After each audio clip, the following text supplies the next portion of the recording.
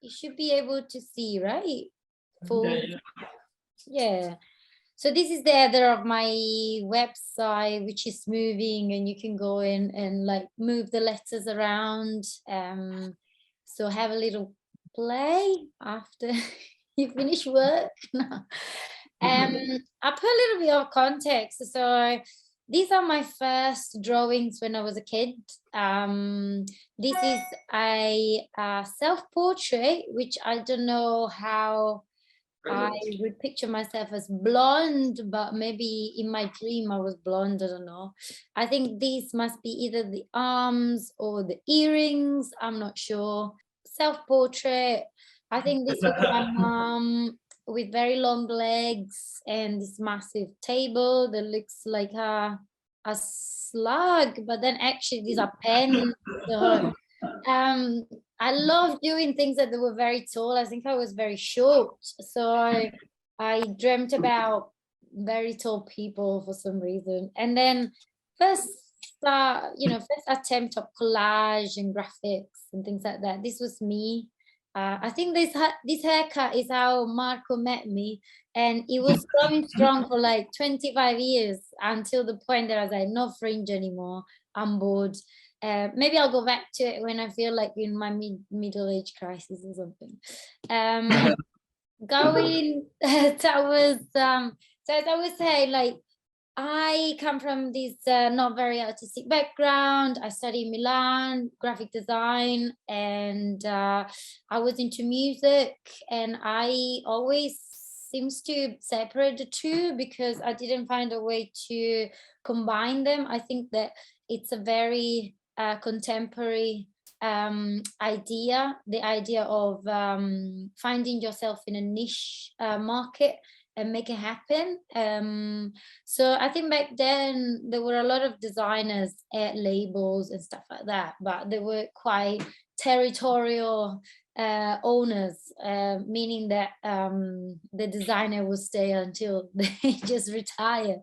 So yeah, I started doing flyers at university just to pay bills and stuff, and then I moved to Berlin for my studio, my first studio experience, and then I moved to London, where 10 years ago next week, oh god, and yeah, I started working more with music, and I left the design on the side. I wasn't feeling comfortable, it was too competitive, the design community wasn't a community I felt like I belonged to.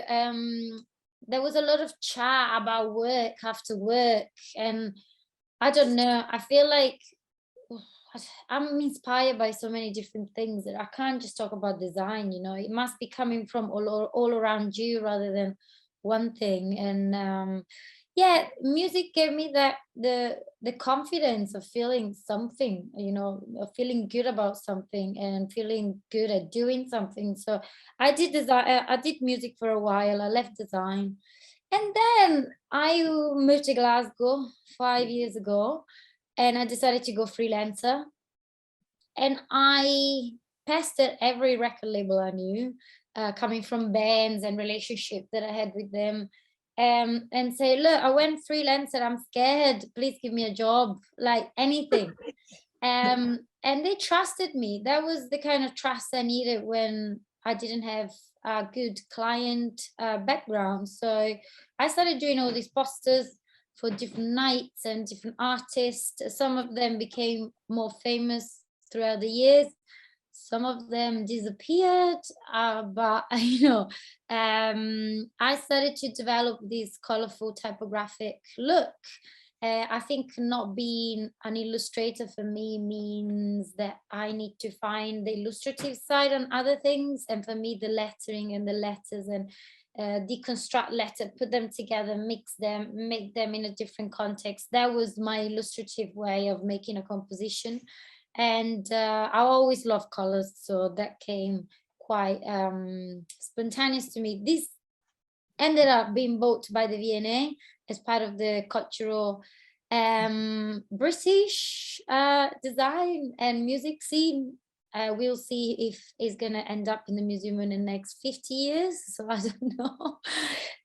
But it was quite of a shock, because I feel like when I see this work, I see a Raissa that didn't think too much about what was commercial or what a client wanted, rather trying to give away my style and my idea of the word. So a place where I was happy to design 24/7 and just express myself with design. You know, these are the more contemporary ones that I've done last year, this year, working with Paul Weller, a favorite of my dad. So I need to print this poster for my dad, which I forgot. And then I started working with campaigns, so trying to see typography into different contexts. You know, you go from the record cover to the poster to a massive billboard in Silver Lake. So that was quite like, whoa, okay, the power of typography can really apply to so many different things. You know, you start from somewhere and you go somewhere else. These are mostly covers that I've done and merch. And then, you know, again, the power of typography coming from Maneskin's Mamma Mia cover here and ending up as a neon at the MTV Awards. When I work, I try always to think about, even if I'm committed to one platform or one idea or one project, I always think, but wait, what if this project is flexible enough to be taken into different contexts? Because sometimes you create your own opportunities, and you know, coming from being a musician first and then becoming an artist that work mostly with musicians means that sometimes musicians, like clients, don't know the potential of a design. So if a design is flexible enough to be taken into a t-shirt, you can be like, hey, look, I've thought about this. Why don't you put this into the merch? And next thing you know, they're gonna get your design for the merch. And then, you know, ideas can be limited, and I think we shouldn't stop ourselves to the project, rather trying to find something that can apply to many different things. This was a project that I've done for MTV at the end of last year as like the 2021 videos of the year. And I put this because obviously these artists are well known, and everyone know how Taylor Swift music sounds like, or Bruno Mars. So I wanted to show that what I try to achieve every time with my design is, yes, having my style, but then deeply trying to understand the client and their aesthetic, and don't put that on the side, rather trying to find something in between my style and their style, to respect what I do as much as I respect them. So we can still do a piece of work that comes from the same pen, but is very different to each other, because these four are completely different apart from some of the colors here. But so yeah, everything needs to be suitable for the project, I guess. Some more project I've done, the first book of Natalie Cohen, for who don't know her, is photographer from London, near London, that worked 10 years on this book, and she photographed women in a different context throughout the world.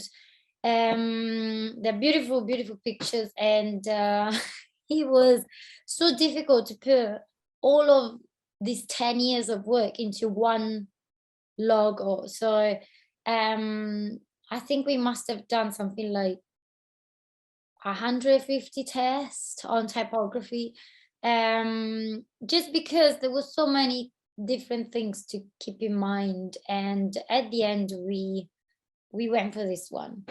Obviously typography in other things like kind of beers. This is a project that I've done for WeTransfer last year for a report, the annual report that they do every year. they ask a creative to break through the report data and copy, because it's quite a lot to digest. So they want creatives to like create different words inside the document. So I created this abstract patterns that then they will apply to these kind of captions in between the text. This is I included this because it's a new kind of way of working for me. I bought an iPad last year, and yeah, I discovered that I wanted to draw again, but then it could have been done with the same tools that I used during the day on you know, with the grain, with digital assets. So yeah, I think the my favorite thing right now is my iPad, because I can do everything on it. And then this was my favorite project I think I've done so far. This was a project for the New York Times. I got asked to do something that usually an illustrator would do, but I decided to do typography, which was very exciting at first until I started working on it, and it was a completely nightmare. So they picked around 150, 200 terms coming from all over the world. They don't mean anything. They are just like words that people use in everyday language to describe a particular moment in life or a particular thing, but they're not in the vocabulary. So I needed to represent what they meant with typography, which it was really, really difficult. This, I think, means when you have a tear dropping from your eyes, but it didn't fall yet. So it's just like water eyes. And this means collecting books near your bed that you don't read. So, you know, like trying to find a reason to illustrate, but just with fonts. It was a bit, yeah, it was very, very difficult, but I'm proud to have shown that typography can go into places that usually a traditional animation or illustration can do. There was one that I didn't include, but because it wasn't my favorite, but but it meant in Danish, being drunk in your pants at home alone. So I was like, oh, but I did all these letters that they were very long and they looked like people and they were leaning onto each other, almost like being drunk and almost falling into each other. So, you know, trying to find a concept and then work around it. It was fun, but yeah, very, very hard work. This was my latest exhibition. Since I am freelancing, I found it very difficult to separate my personal life or personal thoughts about life to my work. I always prefer to work with environmental friendly company, or if they're not, maybe take up on a job with them that will try to make a difference, or like probably help them navigating through the options to make the world a little better. I'm an activist with Animal Rebellion. I am trained to a lot of different topics, and I think that these have been very good inputs to bring when I do a branding for a startup that wants to be sustainable, or like a new company that has set some thoughts on how environmentally you can be. This exhibition wanted to show some of the messages that I put together in the last couple of years, that they are critical yet positive. So not seen here is like this typographic work that you can't really see, and it represents the industry from a female perspective. Plastic is passive, it talks for itself. There is no human way to kill the planet. Greens are your friends, music is friendship. My type of revolution was the exhibition title, working, obviously, play on word with type. This was for Animal Rebellion. and it's okay to be upset. I am too. This was presented as final onto one wall into these beautiful RGB printed big arty prints. But then on the other side, you'd have this wall. It was wall to wall covered by inspiration, mistakes, tracing paper. So basically, I didn't want to just show how the final product is, rather show that it takes a while. Actually, 95% of our time goes into this mistakes after mistakes, and all we show the world is like the final product. I've learned by teaching students that there's a lot of anxiety going with the new generation on becoming creatives, because obviously they see older creatives that they have all this work and it's amazing and everything looks so perfect, but then no one talks about vulnerability and how the struggle could be for everyone. Obviously we do it now way more, like studios like yours, studios like me, you know, we create spaces where we can talk about these kind of things, but we're still very new to the idea of making sure that we're all good and there isn't a top or a bottom in a creative agency or the creative industry at all. Because so it was almost my homage to students to come and see how I fail and how I am very similar to them. In fact, we invited a lot of students and they really enjoyed it, and I really enjoyed meeting them, so it was great. This was my last exhibition, so that was my latest exhibition, but this is my latest piece into like a collective exhibition.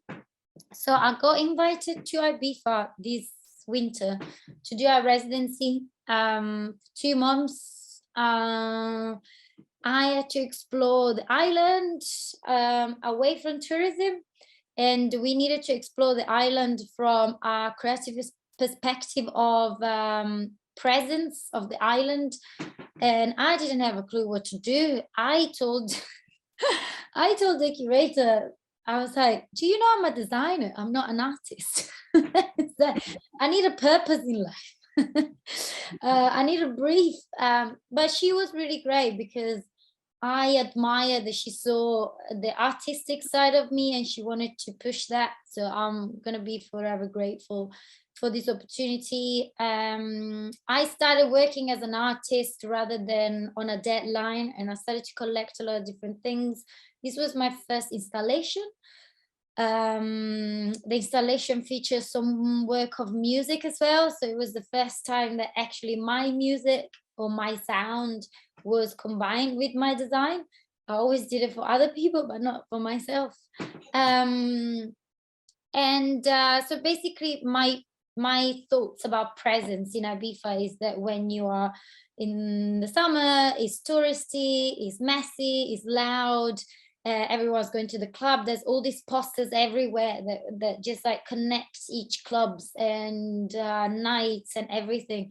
If you're there during the you know, the quiet months, is a beautiful island full of nature and full of magnetism and weird things going, you know, there's an energy. So I started to collect all the noise from the island. I literally had a little mini stick and I was recording everything. I had these big headphones. I looked like in a Coen Brothers film. I was bothering everyone with like my little thing. And I made a track to meditate to, which is inside this box, which is pitch black. So you will go inside the box, it's pitch black. So you have to meditate on the sound that comes out naturally of the island. And but then I created with the sound that I picked, I created 6 different posters. So each one, if you can notice, has their own font. It's almost like they are headliners, right? Like instead of a DJ name, you use the noise. So like foo must be like from the wind, and shh was something else. And I chose all these fonts that are quite organic and weird, and they look like noises itself. And so basically when the box is closed, it looks like a club. So you expect inside to, someone's gonna put like a techno thing inside. We are in Ibiza, and instead you have to meditate to the presence of the island. So sorry, so long to explain, but hopefully you understood what I've done. This was one of the latest projects that I've done with Nike for the marathon. I think it's 12 weeks marathon on the Nike app, Run Club. The marathon is made out of 26.2 kilometers or miles. Help, I think miles. So we worked on all these different numbers that they were coming from either the running track or like the steps you take sometimes when you have to go from a path to another. And there was an animation starting from this dot that was going up and down as if you were breathing and breathe out.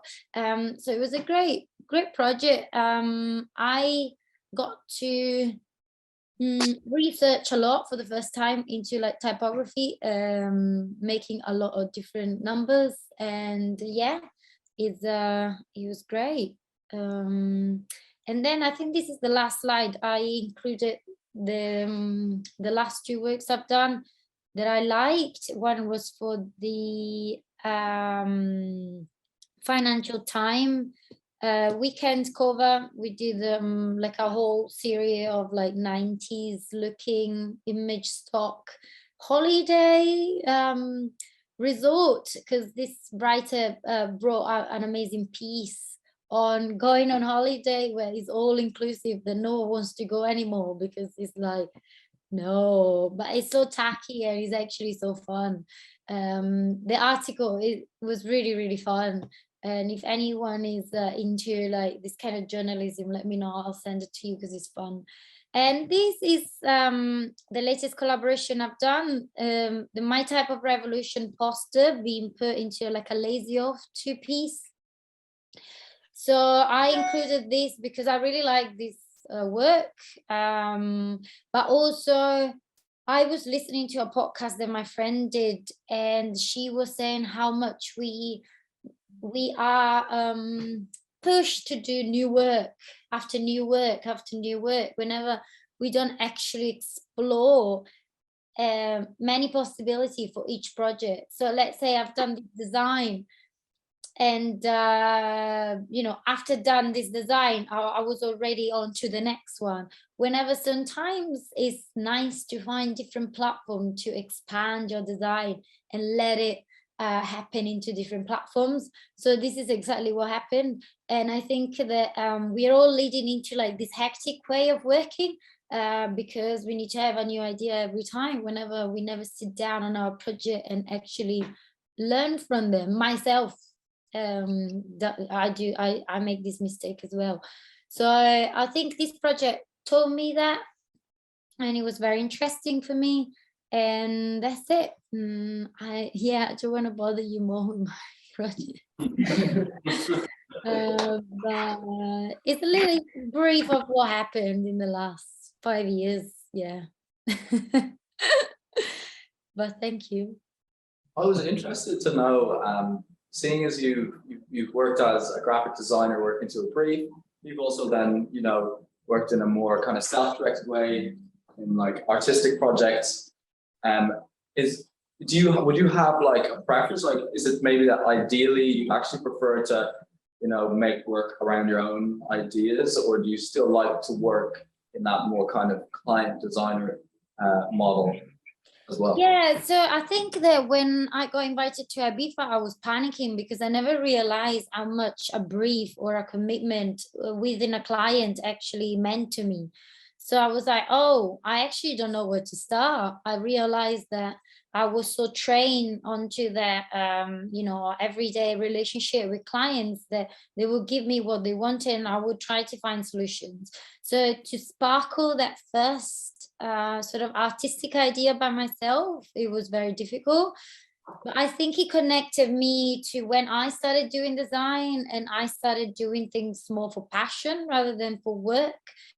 So yeah, I think obviously the goal is having a little bit of balance within both, you know, being grateful for the client-based projects that are more profitable and they're more stable, but then you know, appreciate the ones that are coming from the independent startups, client that just started to work, that usually they give you more creativity, so you can really give them almost 100% of your, you know, of your creativity to them. So it's a bit of both. Obviously, in an ideal world, that would combine quite often, and I'm trying to make that happen as much as possible. Sometimes I feel that maybe I am in a longer project that is quite repetitive and quite mechanic for like bigger brands, but yeah, one thing about freelancer is that usually project don't last that long, so you know, you always have something new in your hands. But yeah, I'd like to move into like a more artistic platform. I'm gonna do, I can't say hopeful if this is gonna be on the internet, but yeah, you'll find out maybe from Marco, or if you see me on Instagram or anything. I'm gonna do some big installation in London for December. There will be like a launch as well, so I will be delighted to invite you to the launch and have a glass of champagne with me and meet you in person, and it'll be lovely. I need to pop to the studio for sure and see you all. After hearing so much about the studio, I'm excited. I'll let you know. Yeah, let's do an evening out of it. You call it research for work.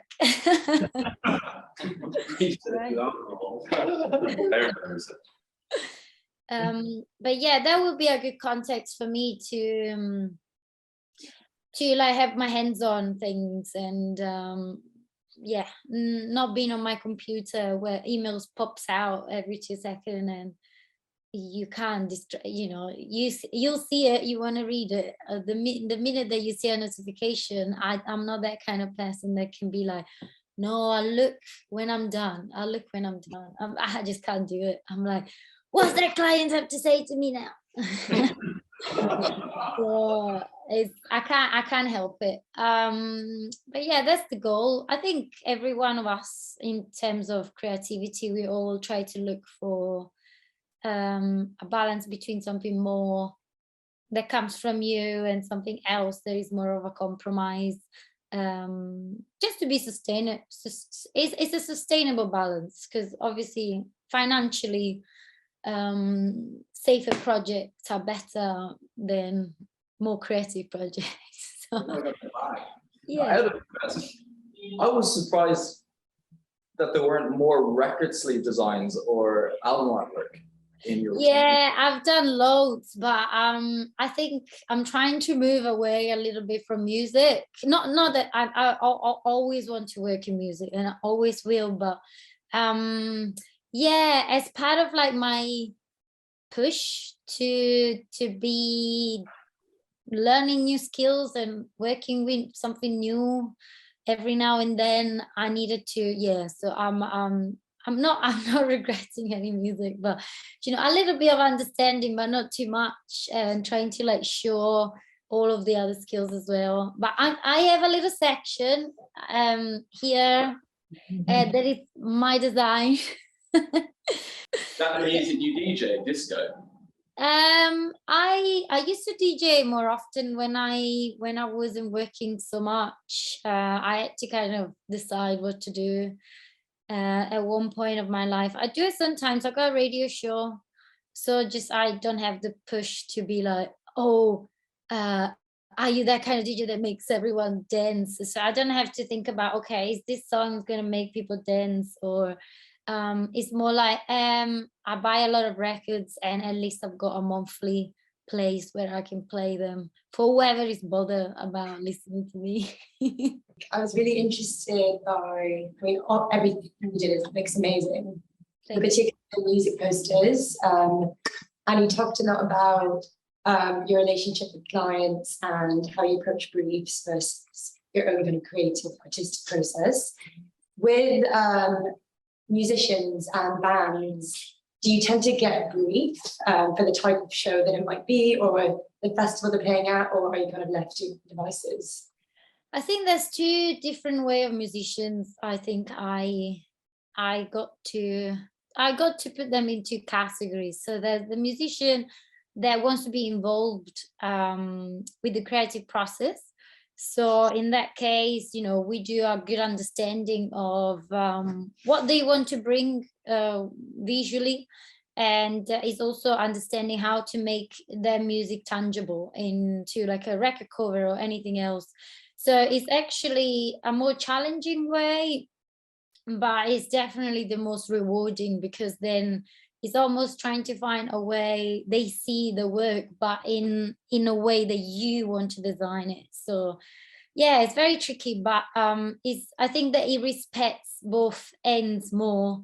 To me, for what I am, you know, I see that the music, you know, if I record an album, it took me ages to do it. So if I was the musician, I would be 100% involved into the vision also of the record.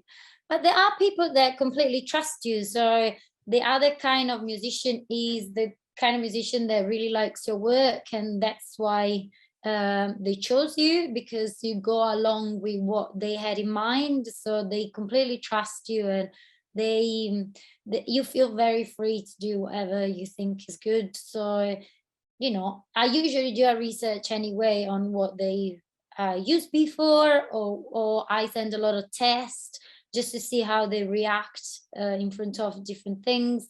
Because, you know, it's great to have a lot of freedom, but then it's also scary because there's so much to do, you know, like so many possibilities. So yeah, there is a lot of back and forth if someone gives me freedom, just to check if they feel the same direction, or if we're doing the right thing. Mostly if there's a deadline, so we don't waste any time, you know. What was the case with idols, out of curiosity? Yeah, idols were you know, I have to give a lot of credits to them, because I didn't do much back when they gave me trust to do a poster. So I didn't really have a strong portfolio or anything, or I didn't really work for many people before. But they see, you know, they saw something maybe in my posters or the way that we communicate to each other that convinced them somehow. And we did the poster, and after that I got given a lot of work, because they are very, very supporting. They tag you, they talk about you, they want, like, you know, the artist to be recognized. And so there's not just the commission, but it comes with a lot of other very human things, which were amazing. You know, whatever the music taste will be, they were amazing people to me. So yeah, I have to give them a lot of credits. Because I was coming from, I don't know what they found very interesting about me, but somehow they knew, you know. But yeah, they are great. They're great people.